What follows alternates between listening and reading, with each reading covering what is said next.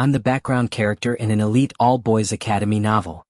Whenever the main romantic leads are around, I'm just part of the scenery and crowd reactions. But after one accidental encounter, I somehow caught the attention of the main love interest. Now every time our eyes meet in crowded spaces, my heart pounds like crazy. Is he planning revenge? I'm just an extra.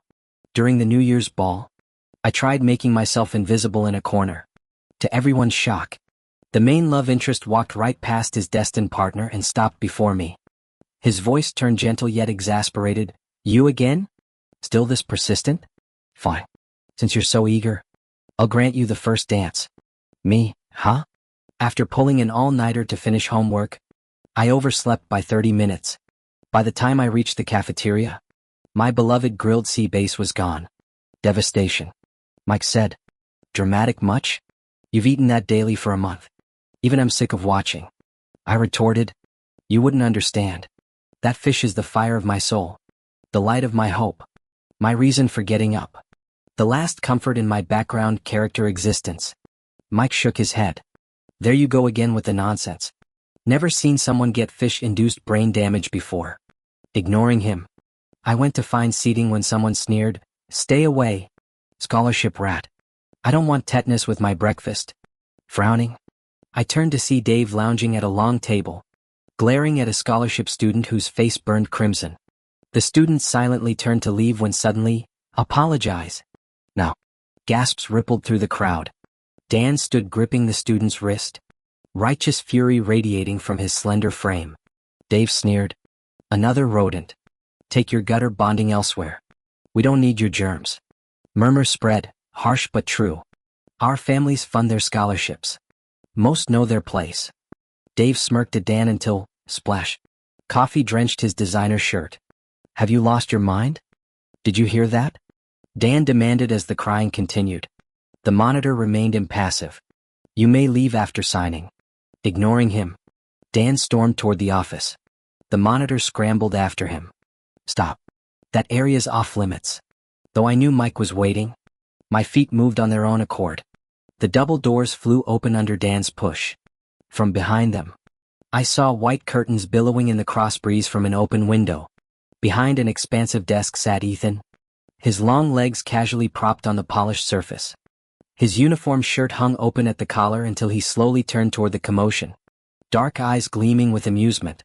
The student council president who'd been mysteriously absent since semester start finally showed his face, though the presence of Dave kneeling nearby with a bruised face and tear-streaked cheeks somewhat ruined the picturesque scene. The monitor bowed apologetically. President Brown? I tried to stop them. Not to worry. Ethan interrupted smoothly. I'll handle this. Dan finally noticed Dave's battered state. What happened to you? When Dave kept silently staring at the floor, he whirled on Ethan. Did you beat him up? How can a student leader resort to violence? Ethan tilted his head. And you are? Dan Lee. Freshman. Mr. Lee. Ethan's lips curved. Are you defending the boy who's been harassing you? He's a victim like me now. Ethan's smile faded as he studied Dan. After a weighted pause, he stated coolly, David is my cousin. His bullying while using my family's name has shamed us both. Discipline is my responsibility as head of the Brown family. Do you intend to interfere in family matters? Dan flushed but stood his ground.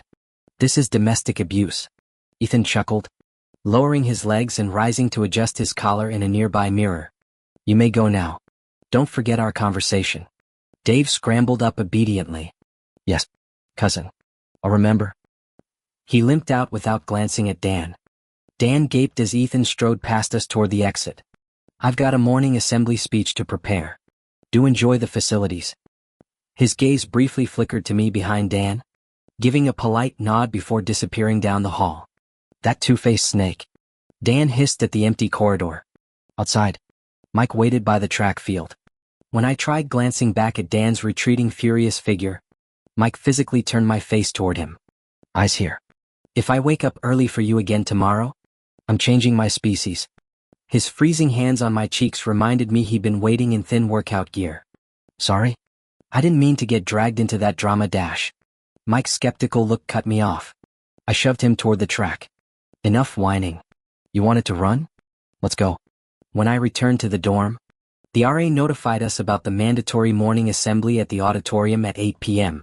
News of Ethan's return had spread like wildfire through every residence hall. Rumors had circulated for weeks that his month-long absence involved overseeing a cross-border merger for the Brown family conglomerate.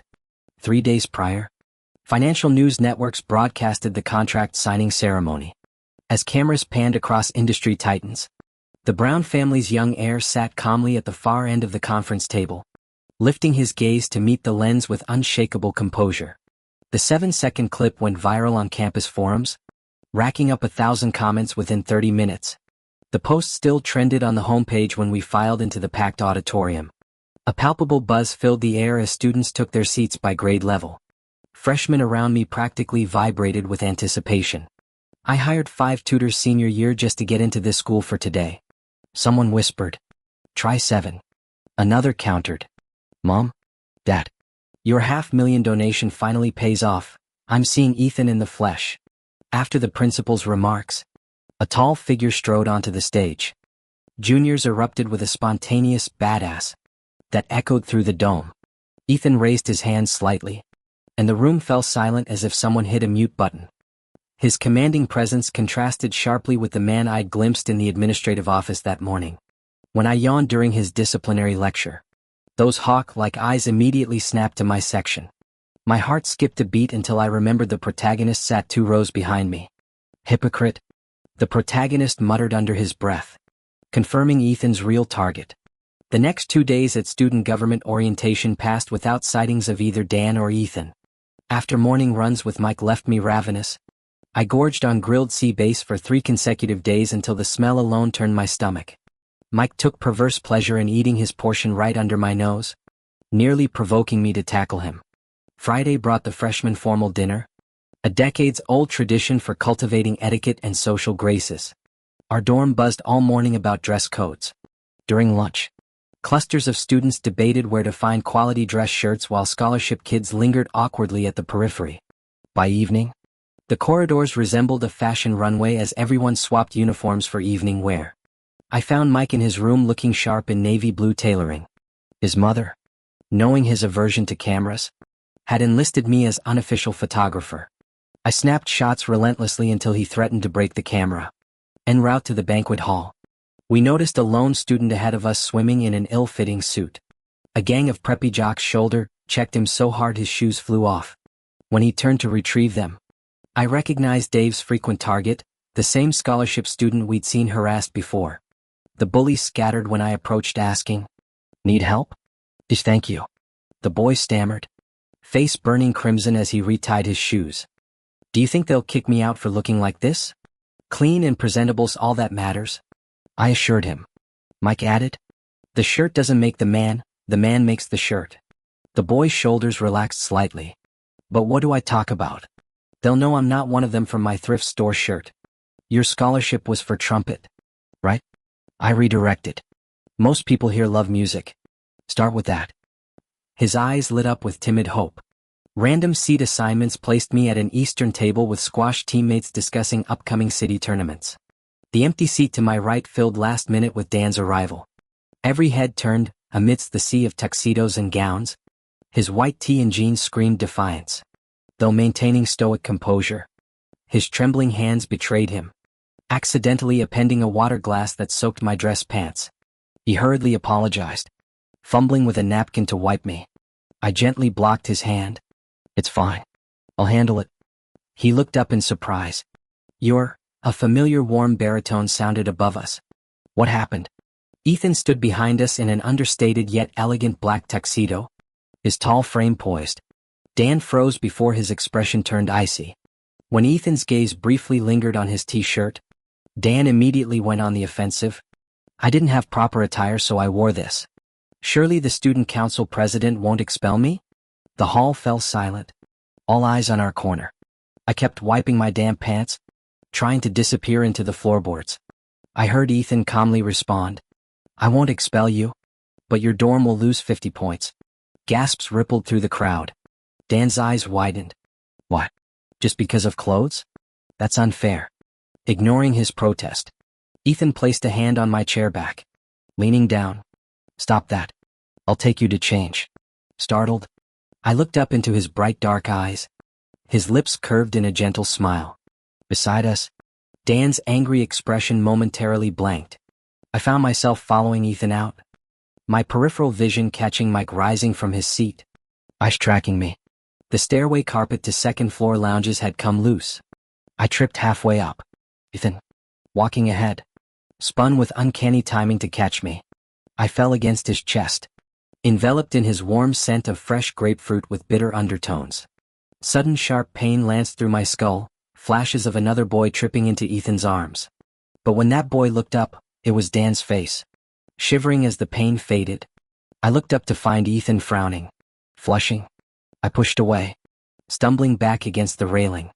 My apologies, President. I'm not feeling well. Ethan studied me for 2 beats before resuming his neutral expression. Need the infirmary? No. I'll return to my dorm. He nodded. Be careful. My legs still shook descending the stairs, Ethan's watchful gaze heavy on my back. Only outside did I breathe freely. The night air chilled my damp wool trousers. That strange vision haunted me. Was Dan supposed to be the one changing clothes tonight? Did I steal his scene? Remembering Ethan's piercing look, anxiety coiled in my stomach. Would he think I'm another attention-seeking admirer? As Dave's misfortunes proved, this polished student leader hides steel beneath velvet gloves. Best avoided unless absolutely necessary, though given how Dan keeps forgetting me, Ethan might too by morning. Comforted by this thought, I embraced my background character status. Back in my dorm, knocking interrupted. Opening revealed Mike holding 2 steaming containers, his navy suit slightly rumpled, forehead glistening. Why are you back? He scanned me head to toe before entering. Heard you were unwell. Touched. I cleared desk space. Headaches gone. He handed me a spoon. The creamy mushroom soup warmed my empty stomach. Mike leaned back watching me eat. I offered tissues for his sweat. He kept crumpling them in his fist. After I finished eating, my background character autopilot engaged, steering me toward the crowd encircling Ethan and the protagonist. Please reverse the demerits. The protagonist ground out. Punish me alone. It's unfair to make others suffer. Ethan's gaze drifted over the crowd even as his voice carried crisp authority. You'll accept any consequence? The protagonist stiffened. Yes. Report to clean the trophy display room.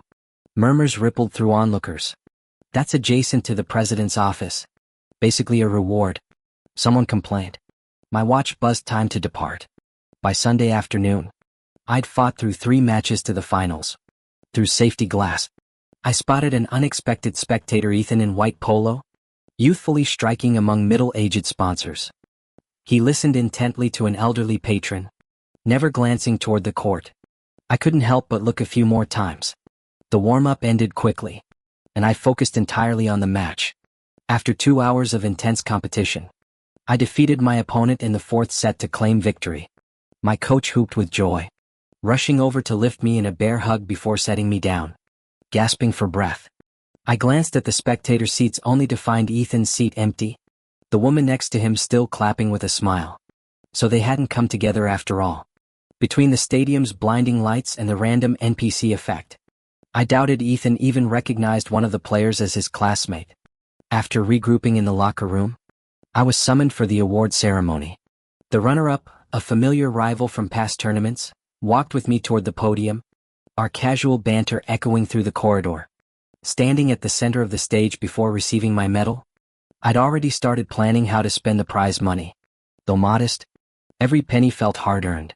If I used it to buy Mike that autographed tennis racket from his idol, God, would he cry from happiness? The mental image made me smirk, completely missing the host's announcements. And now, it's my great honor to introduce our special guest presenter for the championship award. Special guest? I turned toward stage left and froze. Ethan in a crisp white polo shirt accepted the medal and bouquet from the host, striding toward me with purpose. My pulse quickened as he approached, his expression professional yet unreadable. He lifted the medal, silently prompting me to bow. As I leaned forward, that familiar bittersweet grapefruit scent from his cologne hit me again. The weight of gold settled against my chest, sunlight fracturing through its polished surface. Congratulations, Ethan said, his voice steady. John. My head snapped up. Camera shutters exploded like machine gun fire the moment he'd stepped on stage. Amidst the paparazzi's flashing lights, his obsidian eyes held mine with unsettling intensity, dark whirlpools threatening to pull me under. My throat went dry. Dave, thank you, I stammered, breaking eye contact. His lips quirked in a faint smile before he exited through the applause. Reporters swarmed like piranhas, only to be blocked by security. Watching his retreating figure, I wondered, had he actually recognized me? Returning to campus that evening, I found Mike still at practice. Waiting in his dorm, I decided to prank him. Hearing the doorknob turn, I threw myself across the desk, shoulders shaking with fake sobs. John? What's? Mike dropped his gear bag mid-celebration, rushing over to kneel beside me. Talk to me. Bad match? Family trouble? His hand hovered over my back, voice softening. Whatever it is, I'm here. Guilt stabbed through me. I leapt up, slinging the medal around his neck. Gotcha. Champion right here. Mike blinked at the gold disc, then glared up with storm-cloud eyes. I backpedaled toward the door. Wait. My room's still. He tackled me onto the narrow bed, pinning me against the wall with one arm. Cry harder. He deadpanned, struggling to keep a straight face. Hey, you passed the loyalty test. I grinned shamelessly. No tears needed when I've got you. He snorted, fingering the medal. Congrats on making the main draw. Pulling me up, he added. Since when do I throw people on bets? You're contaminating my clean sheets with your drama queen antics. The award ceremony photos went viral on campus forums overnight. Since when do freshmen look like that? How'd I miss this? Ethan literally attended the school banquet with him last month and went to his match? Student council president playing favorites? My inner fangirl is deceased. Chill.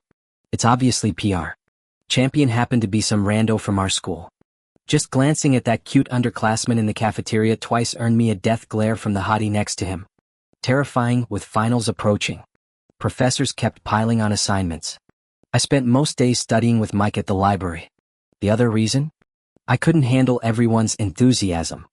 I thought the attention from the award ceremony would fade. But no. Half the campus hated me now, the other half wanted connections through Ethan. No matter how many times I explained we weren't close, it fell on deaf ears. Only near Mike could I find peace. After escaping some weird senior near the restrooms, I collapsed at our study table, face buried in textbooks. This isn't what I wanted. Mike didn't look up from his notes. Then what do you want? I don't want the spotlight or to be some background character in other stories. I just want to be myself. What's wrong with being background characters? His pen paused. If you're extra number 1, I'll be extra number 2. Isn't it enough if only I notice and remember you? His calm, intense gaze gave me goosebumps. You're my best friend, but I can't have only you. Something flickered in Mike's eyes before he lowered them. You're not wrong, he said quietly when I asked if I'd upset him. The awkward silence broke when a guy approached. John? The dorm supervisor says you need to deliver your medal to the trophy room tonight. Education department's touring tomorrow. 9 p.m. I packed up. Coming? Mike. Still working on this paper. His tone stayed neutral. Alone under the full moon, I retrieved the medal from my dorm. The student union building's lobby stood empty. Odd they'd make me come after hours. Moonlight striped the dark second-floor hallway. From the trophy room came rhythmic thuds against walls. My knock went unanswered. Display cases glimmered faintly as I entered. A small shadow whizzed past, a squash ball rebounding off walls before being caught. Golden trophy reflections illuminated the figure by the window. Ethan's eyes gleamed predatorily in the dark. Took you long enough? John. You wanted to see me? Do I need reasons? He tossed the ball. I caught the single yellow dot squash ball I recognized from training. Fast model. Where'd you find this? His palm opened wordlessly for its return. I froze for a moment before chuckling and handing the squash ball back. Ethan rolled the ball between his palms for a while before speaking leisurely. So you chose to hit Dave with this that day? It took me a beat to understand his meaning. Then my heart leaped into my throat. What do you mean? I said, feigning ignorance. I don't follow. Ethan smiled. That day in the cafeteria when Dave tried to attack Dan, wasn't it you who intervened? The monitors found this ball at the scene. It's yours, isn't it? My eyes widened.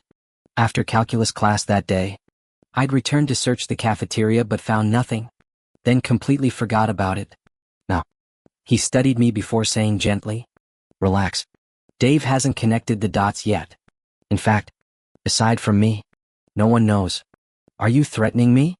I asked warily. "What do you want?" Ethan paused, then crooked his finger. "Come closer, and I'll tell you." I hesitated before inching forward. He straightened from the windowsill. Mike studied me before humming affirmation, his warm hand enveloping mine. The lingering night chill melted away beneath his touch. That night, memories of the trophy room haunted my dreams, moonlit corridors, gleaming medals, and Ethan's obsidian eyes shining brighter than any accolade. In the following days, his parting words echoed during every unguarded moment. "You'd be safe with me." The phantom scent of grapefruit would surface unexpectedly, making my pulse skip. During lectures, I'd catch myself tracing the shape of Ethan in my notebook margins before hastily scribbling calculus formulas over them. Even during squash practice, the hollow thwack of ball against wall somehow morphed into the cadence of his voice, low, deliberate, impossible to ignore. I forced my wandering focus back onto the classical Chinese text before me. The humanities professor had assigned extensive ancient literature readings requiring a thematic essay. As I slogged through the material in the drowsy afternoon sunlight, I desperately wanted to slam the book over my face and collapse onto the lawn for a nap. Across the emerald field, Mike finished his tennis match and approached me, racket in hand and breathing heavily. I handed him the water bottle from beside me. He gulped several mouthfuls before saying, "You should head back. The glare's bad for your eyes." "It's fine," I replied. "I'll wait." Mike said nothing, returning the bottle before resuming practice. By the time I finished reviewing the last document, his training session had concluded. We walked together to the dining hall. At the entrance, I unexpectedly encountered Dan. It surprised me that Dan hadn't triggered any interactions with Ethan yet. He stood alone, his demeanor gloomier than I remembered.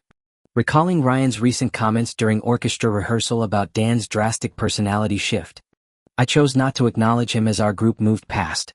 "John." His voice froze me mid-step. Turning, I found Dan staring with smoldering eyes. "How does being the savior feel?" He sneered. Mike and his teammates paused, noticing my delay. Mike frowned upon recognizing Dan. "What do you mean?" I asked. "I overheard your conversation with Ethan in the trophy room that day," Dan hissed. "You're the reason I escaped Dave's beating. Remembering his punishment duty there?" I shrugged. "Don't overthink it. Dave went too far." "Who asked you to meddle?" He suddenly roared. Mike strode over icily. "What's your problem?" Dan ignored him, glaring at me with bloodshot eyes. "Why interfere? I was the brave one who stood up to him. I was the bigger person. But your stupid ball throw erased everything I did. You made me look pathetic in his eyes." As comprehension dawned about him, referring to Ethan, I recalled Ethan's recent aloofness toward Dan and my vision during that dinner. My intervention had altered their destined dynamic. My protective action had inadvertently undermined Dan's heroic narrative. "A butterfly's wings might cause a hurricane," I finally said. "But the storm isn't the butterfly's fault." "Then give him back." Dan spat. "I'm the protagonist here. You're just some background character." The crowded entrance erupted in whispers. My pulse skyrocketed at his words. Old memories of powerlessness resurfacing. "Stealing myself?" I countered coldly. "How is this different from wealthy kids bullying scholarship students?" Dan flushed crimson. "This isn't the same. I'm putting you in your place." Anger surged through me. Honestly, I never cared about Ethan before. But now I do. I won't return him. If the narrative makes him forget me, I'll reintroduce myself endlessly. He chose me outside the scripted plot, and I'll defend that choice fiercely. Bring it on if you disagree. The silence crackled. Through my pounding heartbeat, I sensed Mike's intense gaze but refused to meet it. Dan stood speechless, the crowd holding its breath. At that moment, a shout came from the edge of the crowd, "The president's here." Students automatically parted ways as Ethan strode through with a disciplinary committee member, his golden student council president badge gleaming on his uniform. My breath caught when our eyes met briefly amidst his official demeanor. What's going on? Ethan asked with calm authority. I glanced at Dan's dazed expression before muttering, nothing. When Dan walked away after muttering, you'll never know how much Ethan efficiently dispersed the crowd. Mike tugged my sleeve. Let's eat. The cafeteria surged with whispers as we sat down with Ethan. John said he wasn't close with President Brown. Liar. Someone hissed nearby. My cheeks burned when Ethan asked about racket recommendations. Mike radiating icy silence beside me. A sophomore nervously invited Ethan to Friday's dorm party. Sorry? Ethan smiled. I've already promised John private squash lessons. The stunned silence that followed made me duck my head, hyper-aware of Mike's glare drilling into my skull. Later. I waited outside Mike's dorm. What? He demanded, hands jammed in pockets. Covering his eyes from behind, I guided him inside. 6 steps forward, 2 right. His fingers brushed the custom tennis racket on my bed, its strings bearing a pro athlete's signature. Mike's voice cracked as he traced the engraved handle. The tension from dinner finally dissolved when he pulled me into a back-cracking hug, our earlier friction forgotten in the glow of his stunned gratitude. Mike opened his eyes and stared blankly at the tennis racket lying on his bed. I said, I bought it with my tournament prize money. Getting it signed by your idol took some time, it just arrived 2 days ago. I meant to give it to you as a New Year's gift, but couldn't wait. Mike reluctantly tore his gaze from the racket to look at me, his eyes heavy with emotion. You worked so hard for that prize money? I held his gaze. Yeah. I played countless matches, sweated through countless games to earn every penny, all spent on your gift now. Mike's eyes glistened as his voice dropped to a whisper. Thinking he might cry, I pressed on earnestly, you're my best friend. Forget the prize money, if it came down to it. I'd die for you. The room fell silent. Mike's expression twisted into something complicated. Confusion flickered through me. Wasn't he moved by my heartfelt declaration? After studying me with that inscrutable look, Mike finally turned back to the racket with a defeated sigh. Thanks, he murmured, fingertips brushing the strings. I really love it. Winter deepened as exam week descended, yet I floated through revision sessions with unexpected lightness.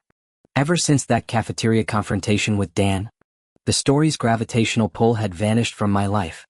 I was free. Mike and I studied in the library with steaming coffees, occasionally joined by Ethan. Yes, despite his corporate empire, Ethan remained a junior needing to pass exams. Mike's hostility toward him had softened. My death pledge probably eased his insecurity, though he still insisted on chaperoning whenever I taught Ethan squash. Who knew my friend had such possessive tendencies? The rest of campus regarded me with bemused tolerance now. Look how desperately he fights for love. Let him have this. No point explaining. As for Dan, he sent me a teddy bear with a knife through its chest before Christmas. The card read, only hatred makes us equals. Happy holidays. Baffling. On Christmas Eve, I spotted him after Ryan's orchestra performance, publicly dismantling some guy who'd mocked Ryan's concert attire. His razor-sharp wit drew laughter while leaving the heckler humiliated. The 30th of December brought our last exam. Though frost clung to the campus, springtime energy buzzed everywhere as students planned for tomorrow's New Year gala, one of few events allowing outside guests. Over lunch,